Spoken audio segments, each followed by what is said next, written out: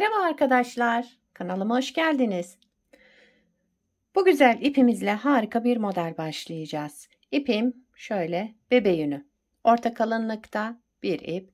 İpime uygun kullanacağım şiş 3 numara.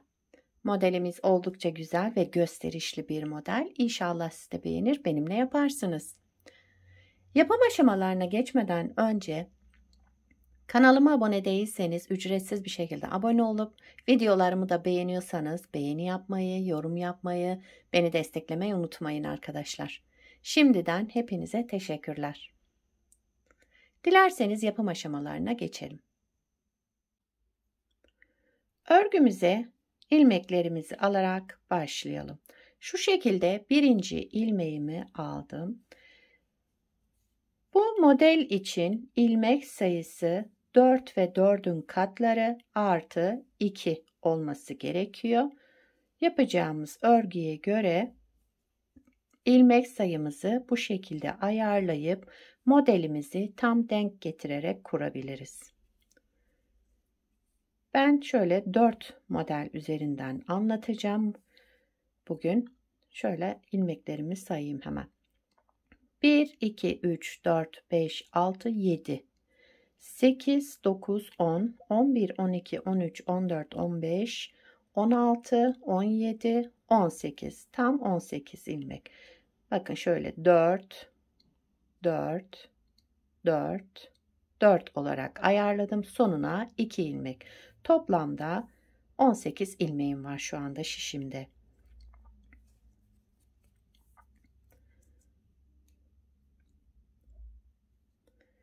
Evet. Kenar ilmeğimi ilk sıra olduğu için ördüm.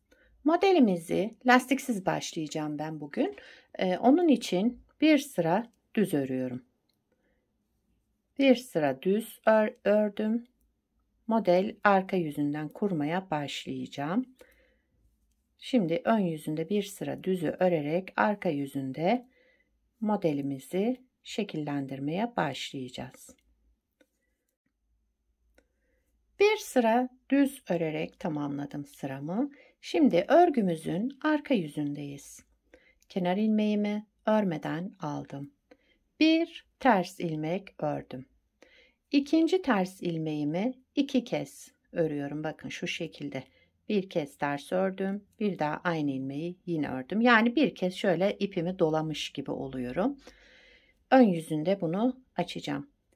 İkinci ilmeğimi de aynı şekilde yaptım. Yani bir kere normal düz ördüm, 2 ters ördüm. Bu 2 tersimi de 2 kere aynı ilmeğe batarak ördüm.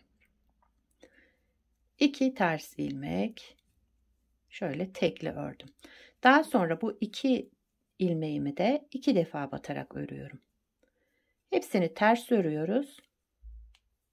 2 defa batarak 2 ilmek daha ördüm.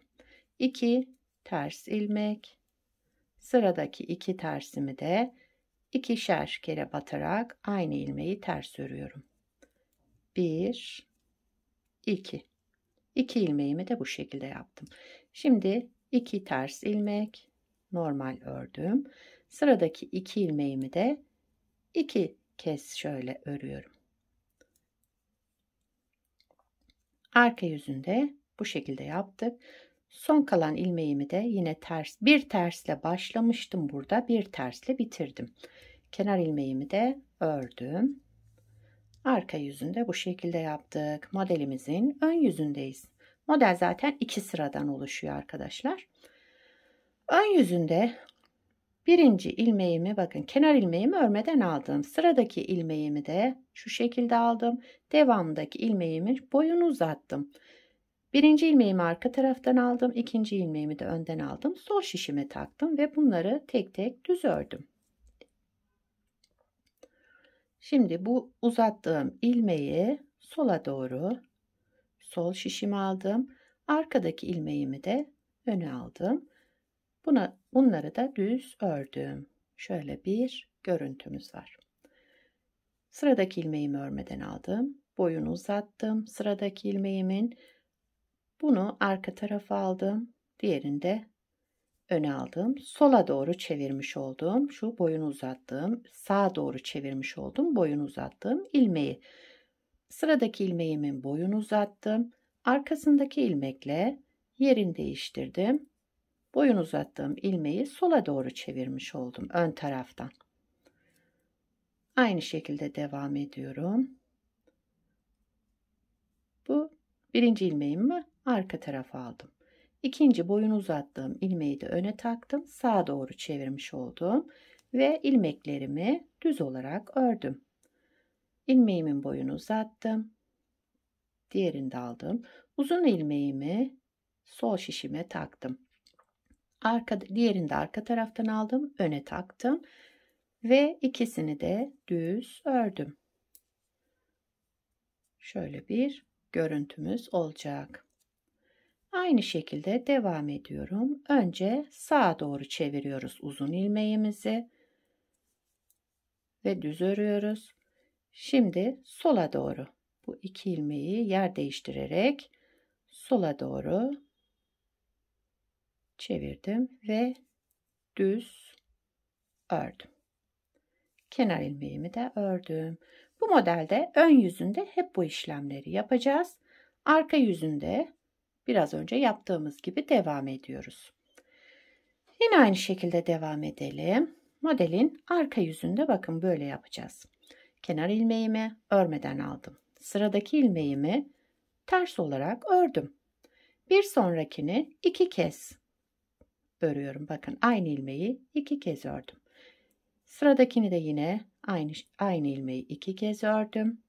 İki ilmeği bu şekilde yaptım. Devamında iki normal ters ilmek ördüm.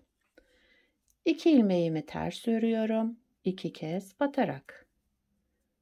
Aynı ilmeği iki kez ördüm.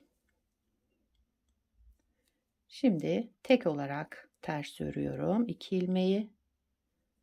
İki ilmeği iki kez batarak örüyoruz.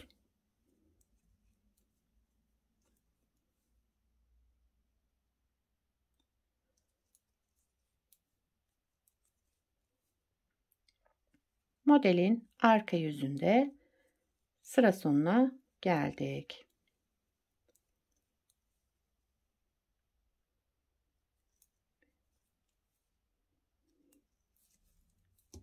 Evet. Şimdi ön yüzüne geçtik. Ön yüzünde ilmeklerimizin yerini değiştirerek şekillendireceğiz. Kenar ilmeğimi örmeden aldım. Sıradaki ilmeğimi bakın örmeden aldım. Diğer ilmeğimin boyunu uzattım ve öndeki ilmeğimi arka taraftan sol şişime aldım.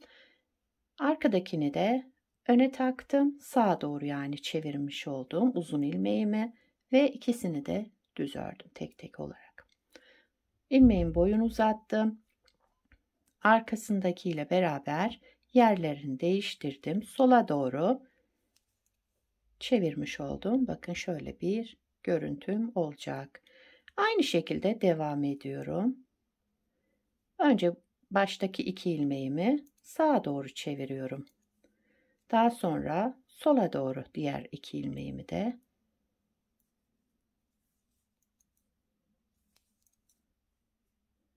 modelimizi iki kez kurmuş olduk. Bakın model böyle devam edecek.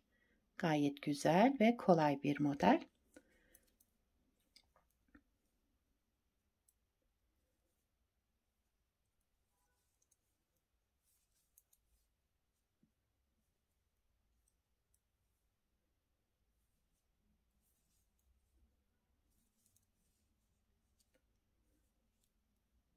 İki ilmeğimin yerini değiştiriyorum. Sağa doğru çevirdim uzun olan ilmeğimi.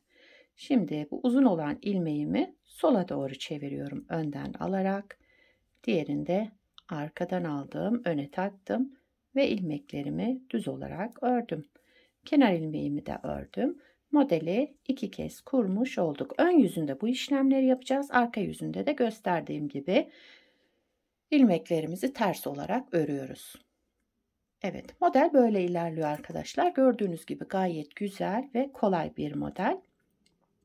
Bir de modelin ilerlemiş halini göstereyim size.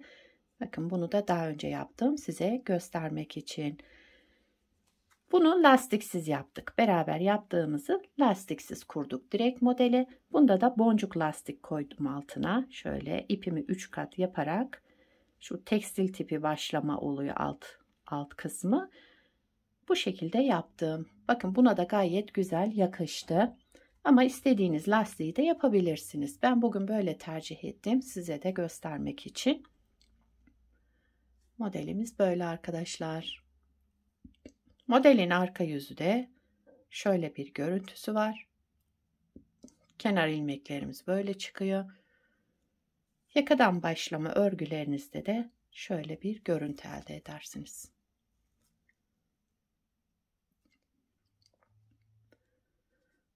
Evet. Bu modelden yelek yapabilirsiniz, hırka yapabilirsiniz. Yani yetişkin örgülerinde kullanabilirsiniz, çocuk örgülerinde, bebek örgülerinde hepsinde kullanılacak güzel, gösterişli ve yapımı da oldukça kolay bir model. Sizler de nelerde kullanacaksınız onları yorumlarda belirtirseniz sevinirim.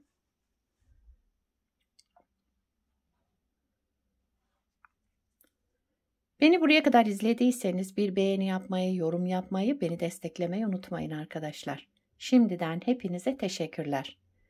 Yapacak olanlara kolay gelsin. Bir sonraki videoda görüşmek üzere. Hoşça kalın.